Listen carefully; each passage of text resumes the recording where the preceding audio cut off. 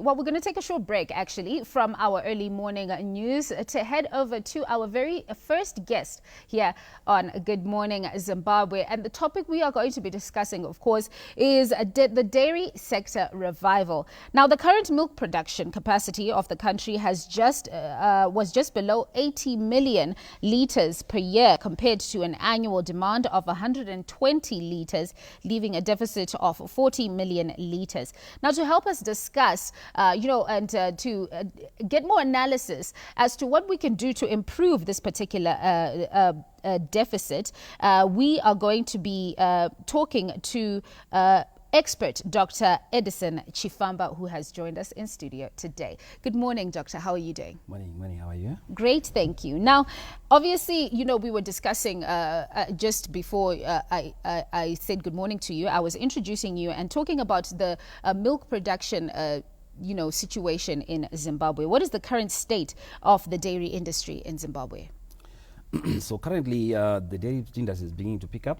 Mm-hmm. Okay, in the 90s, we were producing over 260 million litres. Right. Then there was a slump. I think our lowest was in 2009 when we did 39 million litres. Mm-hmm. But there's been a gradual increase. In 2021, we produced 79 million litres. Mm-hmm. But we're happy that we actually enjoyed almost 15% growth in 2022. So we're now sitting at 91.4 million litres as for 2022. But our demand, of course, is 130 million litres. So we still have to increase so that at least we meet our demand. Well, it looks like there is a gradual increase. So I think my next question would be, what is your target for 2023? We're expecting a 20% increase, which will bring us to about 108 million litres. We are hoping by 2025 we should be hitting over 150 million litres. So at least we'll be surpassing our current demand.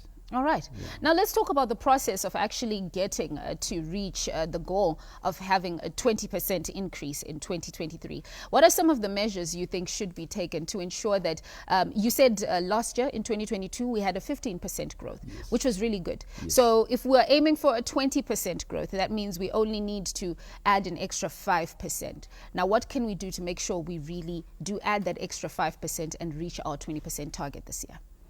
What has been key is that as a project, I work for a project called Transforming the Zimbabwe Dairy Value Chain for the Future. It's an EU-funded project, which is a joint venture between government and the European Union. Yes. So what we have done as a project, and what we continue to do as a project and also with government, is to make sure that we increase livestock, because we are sitting on 39,000 animals in the whole country. For us to get to where we want to get, we need at least about 60,000 dairy animals. Yeah. So livestock attain is very key. And also we need to improve on artificial insemination, because our breeds, most of our breeds, we got a lot of Mashona breeds, we also got a lot of crosses. So we are also giving semen, dairy semen, to ensure that at least we change the breeds and then improve the genetics. So there's a lot of trainings also that the government and ourselves are doing. When in 2018, there were only 530 registered farmers, but we managed to mobilize an additional 4,000 in the last 3 years. That's good. So there's a lot of now farmers coming on board. We're also capacitating them with livestock. We're capacitating them with resources to procure productive dairy assets. So it has been, but I think the biggest challenge in the dairy sector is feed. So as long as people are feeding from the bag, the sector will not thrive. So we're trying as much as possible to make sure that there's a lot of on-farm feed production, like high protein on-farm feed production. So as a result, that way, then the farmer is not suffering in terms of feeding the animals. And you can see now there's an increase in milk production. Yeah.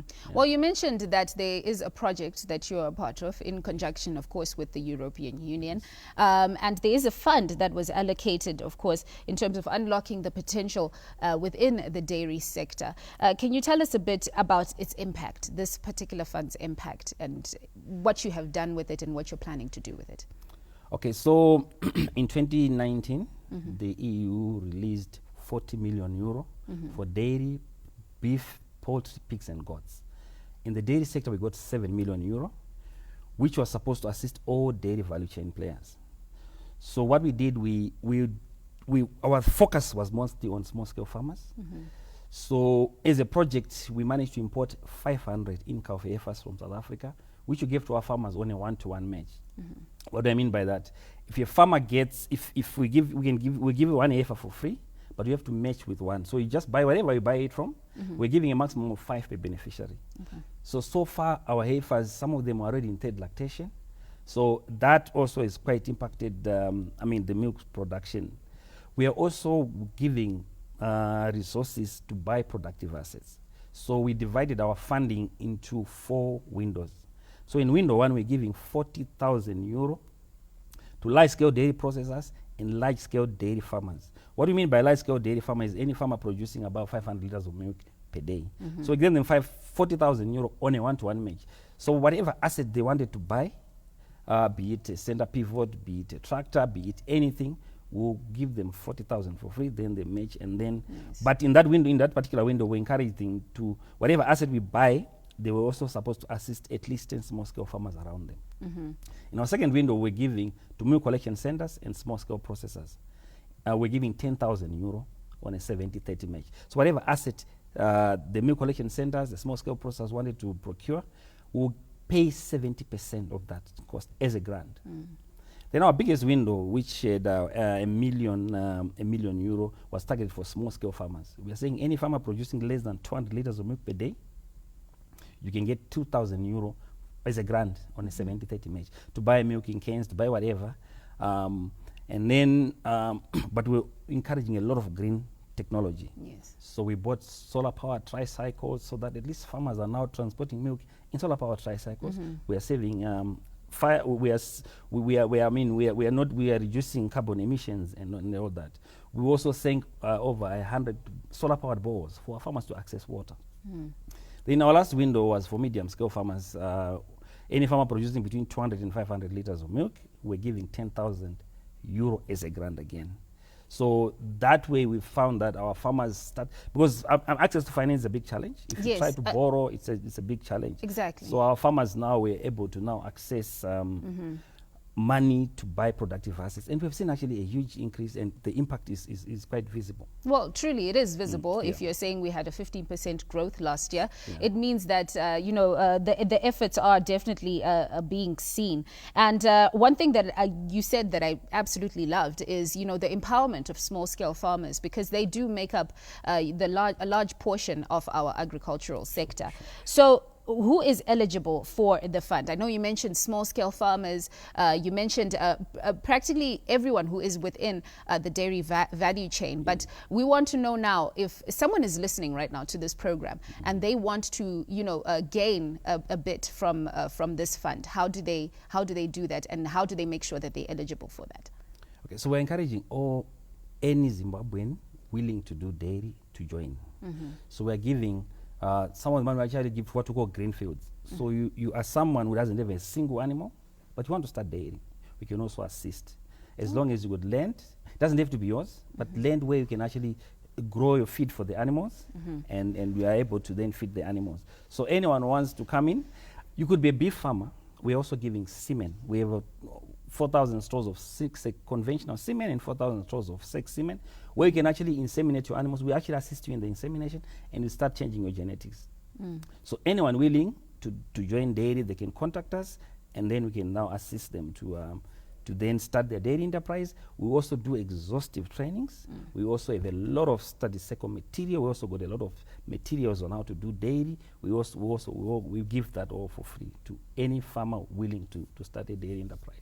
I mean, if you're listening to that and you do not see the opportunity there, I'm not sure, what else you want, because he just said that even if you are someone who has land and is looking to get into dairy farming, you are eligible for this fund, and you can get the right assistance from training, from the money that you need to start your project. This is something that I'm pretty sure everyone who's listening at home is super excited about.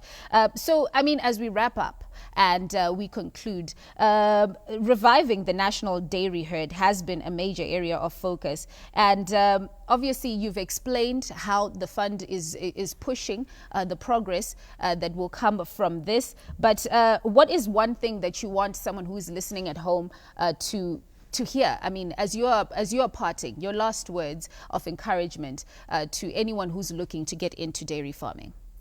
Okay, so I want to encourage all farmers to get into dairy, and we are saying the minute you grow your own farm or the own feed on the farm, your own farm feed, you are able then to do dairy with reasonable margins. We are discouraging farmers to feed a lot from the bag, like buying feeds. That way your margins will not make sense. So we are encouraging farmers to come into dairy and get our advice. We've got a lot of technical advice that we can assist them with so that they do dairy profitable. It's a very, very viable business. It's a business where there's demand, as you notice that we are not even meeting our demand.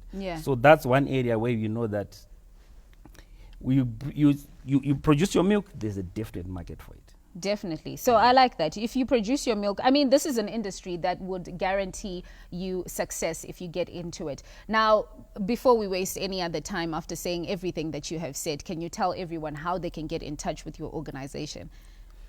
So the project is being run by a consortium of 4 partners. One partner is We Effect. We Effect is a Swedish NGO, which is the lead partner. They are on 221 5 Avenue in Harare. We are also working with Zimbabwe Association of Dairy Farmers. I'm sure a lot of our listeners know Zimbabwe Association of Dairy Farmers. We are also working with Zimbabwe Farmers Union. We have an extension staff across the country. We are also working closely with government. In fact, one of the partners is Zimbabwe Dairy Industry Trust. So we work very closely.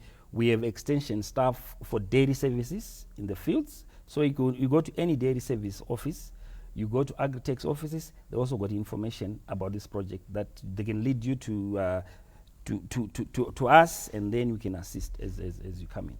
Okay, well, you heard it here on Good Morning Zimbabwe. A great opportunity there if you are someone who wants to get into dairy farming. As we mentioned at the beginning of this interview, we did say that we have a deficit of 40 million liters. So you do know that if you're entering into this particular field of business, you are sort of guaranteed success because, one, you will be competitive, you will be offered funding for your business, and of course you will be offered training and the capacity that you need to ensure that you are a success when you do start. So we do want to thank, of course, milk production dairy industry expert Dr.